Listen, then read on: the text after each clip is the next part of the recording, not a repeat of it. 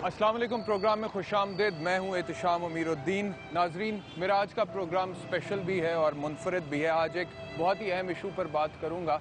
आपने अक्सर सुना होगा, कहा जाता है कि एक बाप पूरी उम्र अपने सारे बच्चों का खर्चा उठा लेता है, लेकिन वही बाप जब बुढ़ापे को पहुंच जाता है तो सारे बच्चे मिलकर भी उस एक बाप का खर्चा नहीं उठा पाते। ये हमारे मुआशरे की एक तल्ख हकीकत है। मैं ये नहीं कह रहा कि सारे लोग ऐसे हैं, बल्कि अक्सरियत हमारे मुआशरे में उन लोगों की है जो अपने वालिदैन का बहुत ख्याल रखते हैं। जब वो बुढ़ापे को पहुंच जाते हैं तो उनकी बुनियादी ज़रूरियात ज़िंदगी को पूरा करते हैं और उनकी दुआओं से फैज़याब होते हैं। इस वक्त मैं जिस जगह पर मौजूद हूँ, ये एक ऐसी जगह है जहाँ पर 60 साल से ज़्यादा उम्र के लोगों को रखा जाता है। आप देख सकते हैं कि सामने एक बोर्ड लगा हुआ है मेरे सामने, उसके ऊपर लिखा हुआ है दारुल कफाला। ये उम्र रसीदा बुजुर्गों की रिहाइश गाह है। वो बुजुर्ग जिनका अपना कोई नहीं है, उन्हें संभालने के लिए, उनका ख्याल रखने के लिए वो यहाँ पर आते हैं, पनाह लेते हैं और फिर उनकी बुनियादी ज़रूरियात ज़िंदगी यहाँ पर पूरी होती हैं। उन्हें खाने को मिलता है, कपड़े मिलते हैं, सर ढांपने को छत मिलती है और फिर यहीं पर वो अपनी सारी ज़िंदगी गुजार देते हैं। वैसे तो अगर सीनियर सिटीजन्स के हवाले से बात की जाए तो पिछले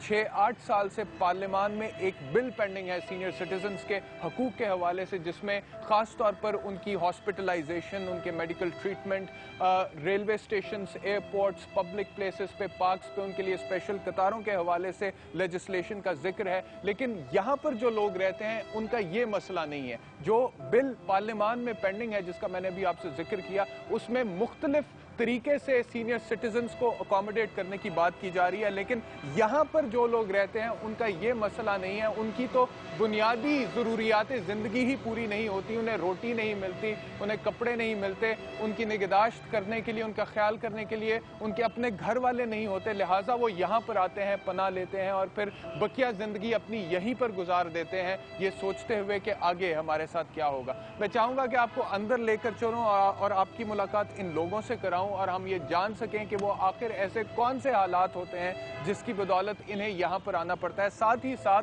क्योंकि ये बुजुर्ग लोग हैं, सीनियर सिटीजन्स हैं, इनका मुतालिया, इनका मुशाहिदा, इनका तजर्बा है ज़िंदगी का। मैं चाहूँगा कि इनसे कुछ बातें भी की जाए और सीखा जाए, और ताकि वो आगे हमारे काम आ सके। आइए अंदर चलते हैं और आपकी इनसे मुलाकात कराते हैं।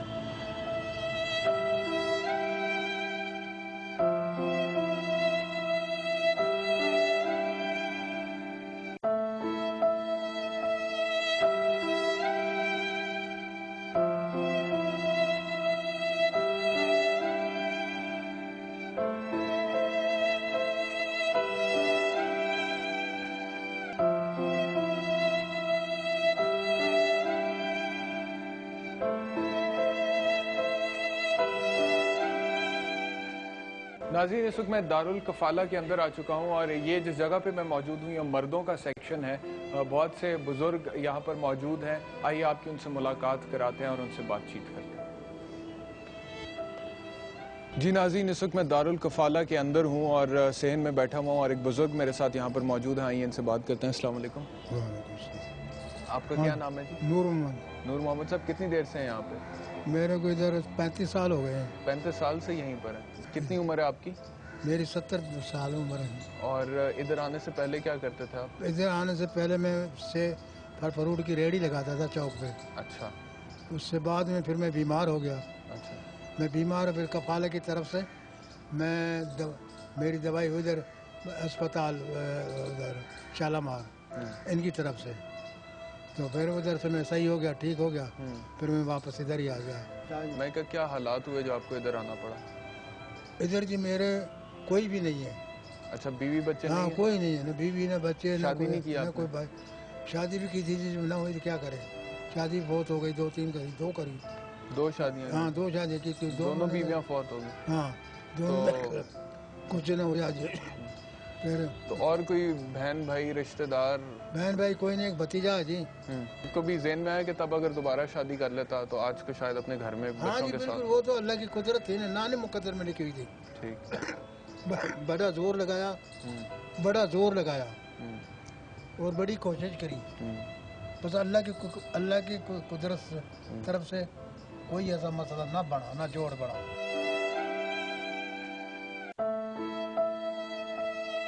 जी, मैं इस वक्त यहाँ पर एक और बुज़ुर्ग के साथ मौजूद हूँ जिनका नाम मोहम्मद रियाज भट्टी है। इनसे बात करते हैं। अस्सलाम वालेकुम। वालेकुम अस्सलाम। यहाँ कैसे आए? یہ بہت ہی مجبوری کی حالت میں جب کام یعنی بیکار ہو گیا، بوڑھا ہو گیا، تو گھر والوں نے مثلاً ایک قسم کا نکال دیا گھر سے۔ بیوی بچے ہیں آپ کے؟ جی ہے۔ اچھا، کتنے بچے ہیں؟ 2 لڑکے 2 لڑکی۔ ایک ہی گھر میں رہتے ہیں دونوں بھائی؟ ایک ہی گھر میں۔ اور وہ گھر کس کا ہے؟ گھر بھی کرائے پہ۔ اچھا، وہ مل کے اس کا کرایہ دیتے ہیں؟ جی مل کے۔ اور آپ کی بیگم ان کے ساتھ ہی رہتی ہیں؟ جی بالکل۔ آپ ادھر کیوں آگے پھر؟ وہ جب کمانے کے قابل ہی میں نہیں رہا تو وہ خرچہ ظاہر مانگتے تھے کہ کماؤ، نہیں اگر کما سکتے تو پھر آپ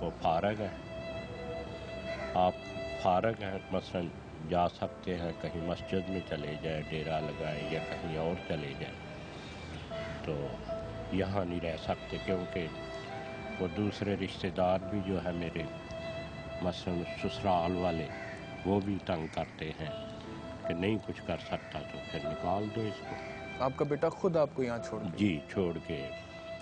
آپ نے اپنے بچوں کو منانے کی کوشش کی کہ بھائی میں نے ساری زندگی تم لوگوں کا خرچہ اٹھایا، تم لوگوں کو پالا پوسا ہے، تم لوگوں کی تعلیم کا خرچہ اٹھایا ہے، کپڑے چھت پرووائڈ کی، اور اب تم دونوں مل کے، میں نے اکیلے نے تم دونوں کا خرچہ اٹھایا اور تم دونوں مل کے میرا اکیلے کا خرچہ نہیں اٹھا سکتے، ایسی کوئی بات نہیں کی آپ نے اپنے بچوں سے؟ وہ یہ اعتراض کر رہے تھے کہ آپ نے ہمارے لیے کیا جائیداد بنائی۔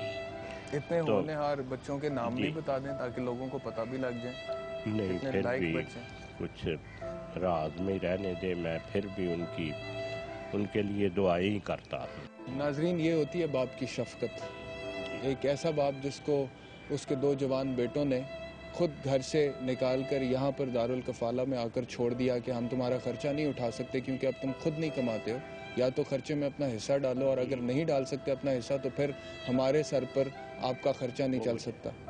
یہ 2 بیٹے، ان کے جوان بیٹے جو کہ کام کرتے ہیں، کماتے ہیں، انہوں نے ان سے کہا اور یہاں پر ان کو چھوڑ گئے، لیکن باپ کی شفقت ایسی ہے کہ وہ پھر بھی اپنے بیٹوں کا نام نہیں لینا چاہتی تاکہ ان کی بدنامی نہ ہو جائے۔ آپ کی بیگم نے اپنے بچوں کو سمجھانے کی کوشش نہیں کی کہ بھائی کیوں باپ کو ادھر چھوڑنے جا رہے ہو؟ انہوں نے سمجھایا؟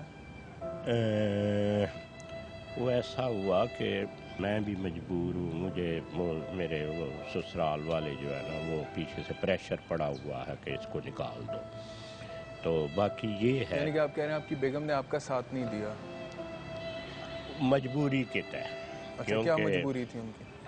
وہ پیچھے سے سسرال والوں نے زیادہ اس کے اوپر کس کے؟ آپ کے سسرال والے؟ جی میرے سسرال والے، مگر وہ چاہتی ہیں کہ آپ واپس آ جائیں اور آپ لوگ اکٹھے رہیں؟ چھپ چھپا کے مل کے آتا ہوں، مثلا رات کو چلا گیا تو صبح منہ اندھیرے نکل آیا بس۔